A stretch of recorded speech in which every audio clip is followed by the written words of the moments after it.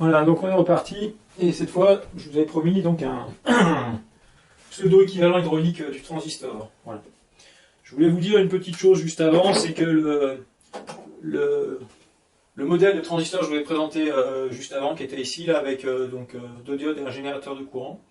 Voilà. C'est un très bon modèle, mais il en existe un qui est encore plus complet, qui s'appelle le modèle d'Eber-Moltz, voilà, que vous rencontrerez peut-être sur Internet ou dans les livres. Voilà, alors le modèle d'Eber-Moltz, il rajoute pas grand-chose au modèle qu'on a vu, hein. Il est un petit peu plus compliqué. Et lui, il permet de rendre compte du fonctionnement du transistor en inverse, voilà. Mais en fait, ça n'a aucun intérêt puisque, je dis, le fonctionnement en inverse n'est pas utilisé. Donc voilà, ça n'a pas d'intérêt. Donc maintenant, je vais vous présenter l'équivalent hydraulique du transistor bipolaire. Et ça, eh bien, vous avez déjà une petite idée de ce que c'est, puisque, bon, déjà, on va représenter le passage du collecteur vers l'émetteur par un gros tuyau, comme ça. Voilà. Voilà, tuyau qui peut donc conduire de l'eau, canaliser de l'eau. Voilà, donc ça, c'est pour dire qu'il y a de l'eau partout, dans le tuyau. Et en introduction, je vous avais dit qu'un transistor, eh bien, c'est une vanne. Donc en fait, qu'est-ce qu'on va faire dans ce tuyau? Eh bien, on va faire une petite ouverture là en haut. On va mettre une glissière, donc une glissière, voilà, c'est deux guides comme ça. Voilà. On va supposer qu'ensuite il y a un volet qui est donc guidé par cette glissière, que je fais ici en noir, et qui peut rentrer et sortir, c'est-à-dire plus ou moins obstruer le tuyau. Voilà. Et ce volet, ensuite, eh bien, s'il est poussé à fond, voilà, il va jointer au bout dans un petit réceptacle de même forme, voilà, comme ça.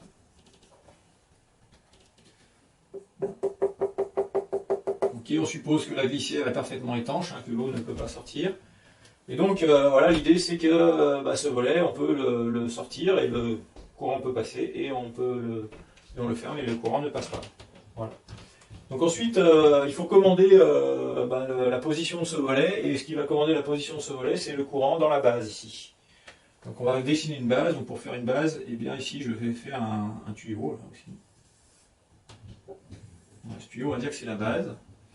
Et dans ce tuyau, eh bien il va y avoir, alors on va mettre, donc la base de courant peut rentrer, hein, mais il ne peut pas ressortir. Donc on va mettre déjà un petit clapet ici. Alors le clapet, on va le dessiner comme ça. Donc, je fais deux butées. Voilà. Et puis sur ce clapet, eh bien, je vais ensuite, pour faire un clapet, je vais mettre ici une espèce de soupape là. Donc une pièce, comme ça. Voilà, qui va avoir cette forme-là. Et puis une tige au bout. Donc vraiment, ça ressemble à une soupape, ça. Une soupape de voiture, hein, carrément. Voilà. Et donc cette pièce est mobile aussi. Et donc si la soupape est appuyée dans ce sens-là, ben, elle est jointe. Et donc le courant ne passe pas. Et si on pousse l'eau ou le courant dans ce sens-là, ben, elle se décale et elle laisse passer l'eau. Voilà, donc il y a de l'eau partout. Et puis ici, c'est la base. Donc la base, comme ça. Voilà. Et alors maintenant, qu'est-ce qu'il faut? Il faut que quand j'injecte un courant de base, ça pousse la soupape, donc ça la fait bouger. Et quand la soupape se déplace vers la droite, ici, eh bien, il faut que ça ouvre le volet qui est en haut. Voilà, tout simplement. Pour autoriser le passage du courant du collecteur vers l'émetteur. Alors comment on peut réaliser ça mécaniquement? Eh bien, on va prendre une tige ici, à peu près, voilà. Une tige qui peut pivoter autour de cet axe de rotation. Voilà, et puis qui va donc faire une liaison comme ça. Voilà. Ici, ça va être articulé aussi. Voilà. Et puis là, allez, je vais prolonger mon volet, on va dire qu'il est... Enfin, voilà. Pardon, je vais le faire en noir. Voilà, ici il y a une tige rigide qui relie, puis ici pareil la soupape, je la prolonge un petit peu, voilà. Et elle est connectée à cette tige.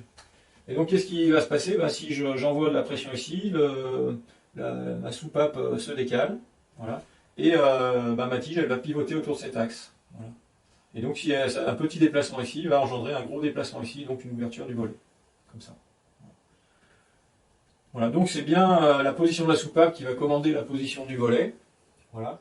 Et pour que le modèle soit complet, eh bien, il faut juste prévoir que si je ne mets pas de pression ici, enfin pas de pression, ou si j'ai la même pression entre l'émetteur et la base ici, entre la base et l'émetteur, ben, globalement j'ai pas de force qui agisse, eh bien il faut que ma soupape se referme. Donc pour qu'elle se referme, eh bien qu'est-ce qu'il faut rajouter?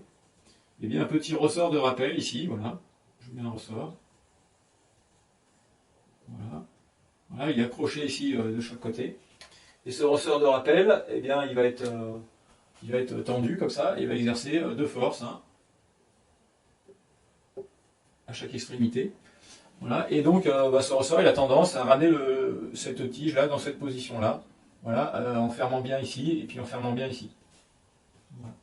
Et du fait de ce ressort, ici, qui exerce donc une certaine coupe ou une certaine force sur cette barre, eh bien on comprend maintenant un peu aussi, enfin, ça va permettre de rendre compte d'un phénomène, c'est que pour que le volet puisse commencer à bouger ici, eh bien il va falloir que la force exercée sur la soupape là, compense la force exercée par le ressort. Et donc il faudra qu'il y ait une pression ici sur l'entrée de la base supérieure à la pression qu'il y a du côté émetteur. Donc il faudra un écart de pression, un seuil qu'il faut dépasser. Hein. Et ce seuil, eh bien, ça correspond au fameux VBE, qui vaut 0,6 volts pour qu'il y ait un passage de courant qui commence à s'effectuer de la base vers l'émetteur. Voilà, donc ça rend déjà pas mal compte, ça donne une idée assez bonne de comment se comporte un transistor. Alors le seul truc qui va être un peu faux hein, quand même, c'est que si on envoie un courant de base, mettons constant là, qui correspond à un IB constant, eh bien on va avoir le volet qui est ouvert avec une position constante, et quand le volet est ouvert à une position constante, eh bien on obtient que le débit d'eau à travers une canalisation, c'est proportionnel à la racine carrée de l'écart de pression qu'il y a entre le collecteur ici et l'émetteur. C'est-à-dire, si je trace ça rapidement, voilà. Donc si on fait l'écart de pression là, alors je sais pas, on va l'appeler la pression de collecteur moins la pression d'émetteur. Voilà. On peut appeler ça le delta P entre collecteur et émetteur, et c'est l'équivalent du VCE hein, en électricité. Voilà. Et bien le débit de collecteur, voilà, le débit du collecteur, le DC, et ça correspondrait au courant IC en fait, hein, et bien il va être en racine carrée de... Voilà, c'est les équations de l'hydraulique hein, qui donnent ça.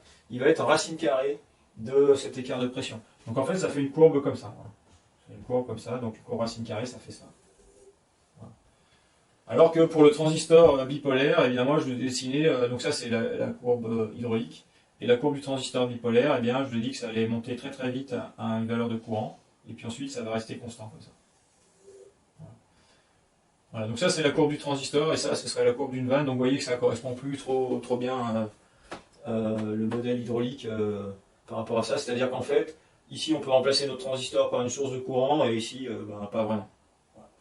Donc voilà, ce modèle, cet équivalent, on va l'appeler un pseudo-équivalent hydraulique, c'est pas mal, ça permet quand même de se faire une bonne représentation intuitive de ce que c'est qu'un transistor, mais c'est pas parfait. Voilà, c'est pas parfait. Et puis même ce modèle-là, vous verrez dans les courbes de transistors dans les courbes que vous aurez dans la doc que je vais vous faire passer, vous verrez qu'elles ne sont pas complètement plates non plus. Voilà. Ok, bon on a terminé sur la présentation du transistor NPN. Le mieux, je pense maintenant, c'est de faire un exercice hein, que je vais vous envoyer. Donc vous allez le chercher. Voilà. Et puis ça va permettre de fixer un peu toutes ces informations pour vous. Et puis après, je vous ferai la présentation du transistor PNP, c'est-à-dire le transistor complémentaire de celui-là. Voilà. Allez, à bientôt et travaillez bien.